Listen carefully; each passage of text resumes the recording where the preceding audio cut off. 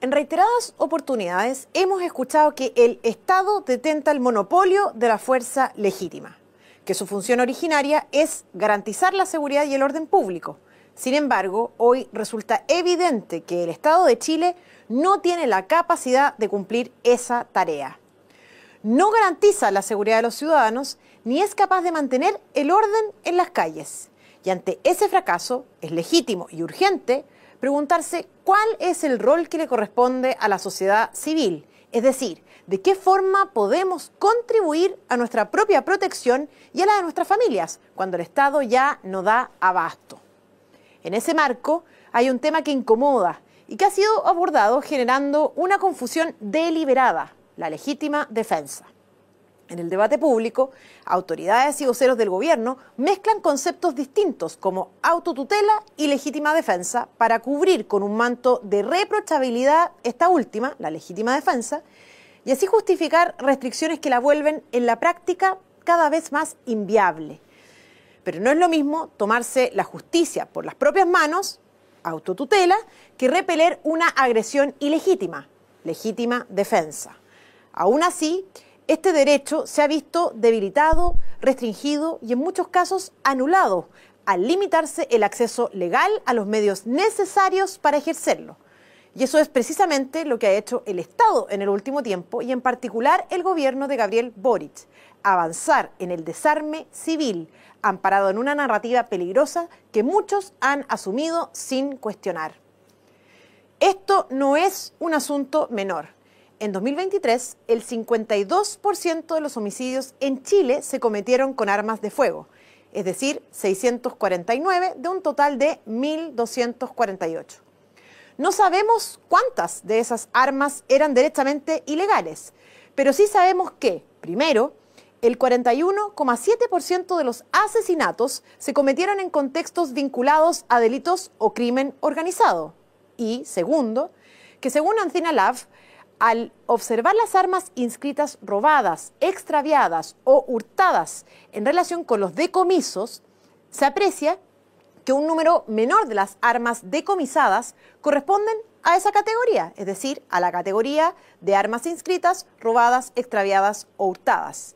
Ese centro de estudios indica que en 2023 fueron incautadas 5.154 armas y solo 98 de ellas fueron identificadas como robadas, hurtadas o extraviadas, es decir, un 1,9%. Por tanto, sí, el 52% de los homicidios en Chile se cometieron con armas de fuego.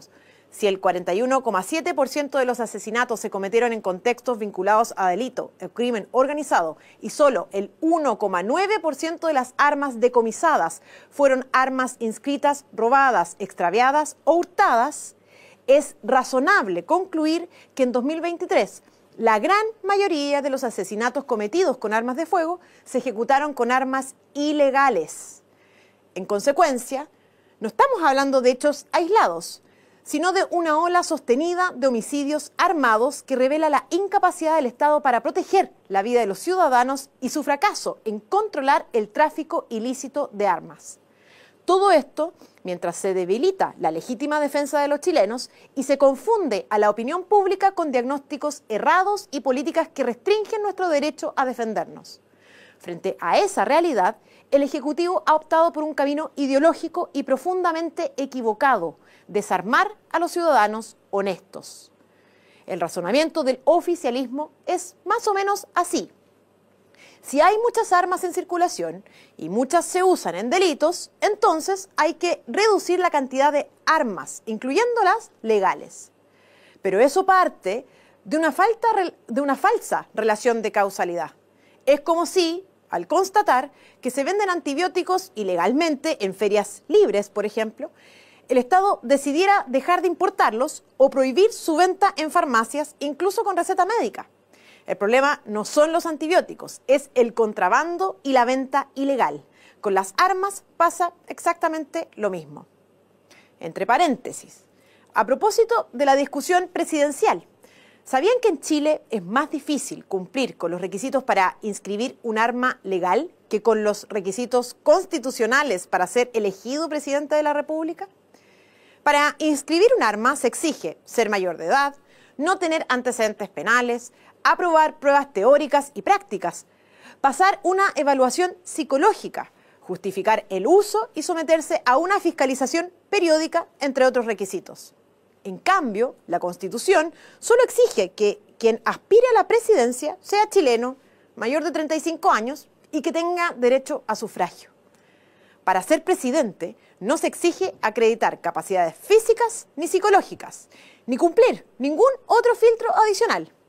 Entonces, cabe preguntarse, ¿no debiera un presidente de la República, que toma decisiones que afectan la vida de millones, al menos demostrar el mismo equilibrio mental que se exige a un ciudadano para inscribir un arma? Por otro lado, si existe en Chile un registro de ciudadanos ejemplares, probablemente sea el de quienes tienen armas inscritas, justamente por la cantidad y el tipo de requisitos que deben cumplir. Por eso, el problema no son los propietarios legales, sino las armas ilegales en manos de delincuentes, muchas de las cuales ingresan por pasos fronterizos habilitados, donde el Estado debería fiscalizar, pero no lo hace. Además, el tráfico de armas se alimenta de una demanda creciente por parte del crimen organizado, que necesita armamento y está dispuesto a pagar precios altos para conseguirlo. Frente a eso, es clave preguntarnos por qué el gobierno prefiere apuntar contra quienes cumplen la ley, mientras deja operar con relativa impunidad a las organizaciones criminales. Según el mismo estudio citado anteriormente, el tráfico ilícito de armas en Chile ocurre principalmente a través de puertos y pasos formales como Iquique, el paso Los Libertadores, el aeropuerto de Santiago, Villarrica o Linares. Es decir, lugares donde el Estado está presente pero no cumple su rol. Nuestras fronteras son porosas, los escáneres no alcanzan y los procedimientos de revisión son ineficientes. En este contexto, aunque en 2023 se incautaron 5.154 armas ilegales, es evidente que esa cifra representa apenas una fracción de lo que realmente ingresa y circula ilegalmente dentro de nuestro país. ¿Y cuál es la reacción del gobierno? En vez de fortalecer el control fronterizo y frenar el ingreso de armas ilegales, prefiere debilitar el derecho a la legítima defensa de los ciudadanos que tienen armas inscritas, como si fueran ellos los responsables del crimen. Y esto nos lleva, nuevamente, al corazón del asunto, la legítima defensa como eximente de responsabilidad penal. En términos simples, para que proceda la legítima defensa, deben concurrir una agresión ilegítima.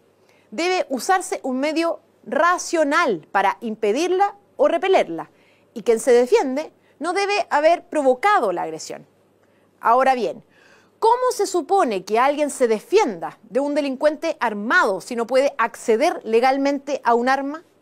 ¿Es racional defenderse con las manos vacías o esperar a que llegue la policía si es que llega? Luis Cordero, ministro de Seguridad, ha dicho que promover la autotutela genera más violencia. Pero aquí hay una confusión o una manipulación conceptual. La autotutela es hacer justicia con las propias manos. La legítima defensa, en cambio, es repeler una agresión ilegítima con los medios racionales disponibles. No es violencia gratuita, es una respuesta necesaria.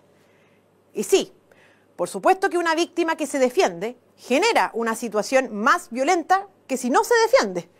Pero permitir que un criminal actúe impunemente es más violento aún. ¿Qué nos propone el ministro?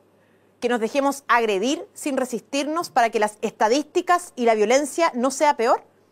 Eso no es seguridad, eso es indefensión institucionalizada. Mientras tanto, el ministro Cordero declara que los políticos no deberían usar el miedo como estrategia electoral. ¿De verdad? ¿Insinúa que los candidatos presidenciales no deberían hablar del tema que más le preocupa a los chilenos? Quiero ser súper clara. Esta columna no es un llamado a que la ciudadanía se arme. Es un llamado a recuperar el sentido común y desenmascarar una política absurda y peligrosa que desarma a los ciudadanos honestos mientras abandona el control del crimen real. Lo que están haciendo es tratar de ocultar un fracaso estructural el colapso del Estado en materia de seguridad mediante una medida simbólica: restringir el derecho de los ciudadanos a defenderse. Lo que no es seguridad, eso es rendición. La izquierda, especialmente su vertiente autodenominada como progresista, ha sostenido una postura contraria a la tenencia de armas por parte de civiles, fundada en una confianza casi dogmática en el Estado como único garante de la seguridad. En esa lógica, el monopolio de la fuerza legítima exige una ciudadanía desarmada, bajo la premisa de que más armas implican más violencia. Pero esa teoría se desmorona frente a la realidad. El desarme civil no ha traído ni orden ni seguridad, y el Estado por sí solo no ha sido capaz de proteger ni a las personas ni a sus comunidades. Además, habitualmente agregan como argumento para promover el desarme la violencia intrafamiliar. Pero esta, lamentablemente, sigue existiendo con o sin armas, porque su origen no está en el instrumento, sino en factores sociales y psicológicos mucho más complejos. Y en cuanto al crimen organizado, que también es esgrimido como argumento para desarmar a quienes cumplen con la ley, es cierto que demanda cada vez más armas, pero desarmar a los ciudadanos honestos no debilita al narco, más bien lo fortalece. Lo único que debilita al crimen organizado es una política real y decidida para combatir su existencia misma, junto con frenar el tráfico ilegal de armas, que se alimenta justamente de un Estado incapaz de controlar sus propias fronteras. Además, es imprescindible tener presente que no toda la izquierda promueve el desarme por razones de seguridad. Existe también una visión política más cruda: el desarme como herramienta de control del poder. Una ciudadanía armada es vista por ellos como un riesgo para el monopolio político, y por lo mismo, distintas dictaduras han comenzado su consolidación restringiendo la tenencia de armas. En Venezuela, por ejemplo, tras la muerte de Hugo Chávez el 5 de marzo de 2013, una de las primeras medidas de Nicolás Maduro al asumir el poder fue impulsar una ley de desarme, supuestamente para combatir el crimen. En junio de ese mismo año, Maduro declaró que la nueva ley sería el instrumento que nos faltaba para ir al desarme completo y a la pacificación del país. Es decir, Maduro se desarmó más bien a la población civil bajo la excusa de mejorar la seguridad, cuando el propio Estado ya era incapaz de garantizarla. Y la pregunta inevitable es: ¿cuál sería hoy la historia del pueblo venezolano si la ciudadanía honesta estuviera armada para defenderse?